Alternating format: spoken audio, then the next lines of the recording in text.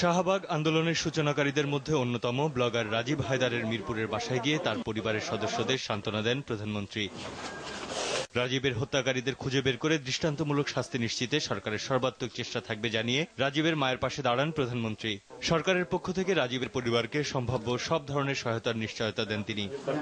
প্রধানমন্ত্রী রাজীবের শোকসন্তপ্ত পরিবারের সদস্যদের সঙ্গে কিছু সময় কাটিয়ে সাংবাদিকদের সঙ্গে কথা বলেন। প্রধানমন্ত্রী জানান, শাহবাগের আন্দোলনে সব ধরনের নিরাপত্তা দেওয়ার চেষ্টা সরকার করেছে, তারপরও এ ধরনের সন্ত্রাসী কর্মকাণ্ড কারা ঘটিয়েছে তা দেশবাসী জানে। ৭১-এর পরে আবার সমগ্র বাঙালি জাতির চেতনায় একটা উন্মেষ ঘটাতে পেরেছে, স্বাধীনতার চেতনায়। আর সেই চেতনায় যখন তারা এরকম জাগ্রত করলো, সেই সময় প্রথম শহীদ সেই, এবং এটা সবাই ধরেই নিতে পারে কারা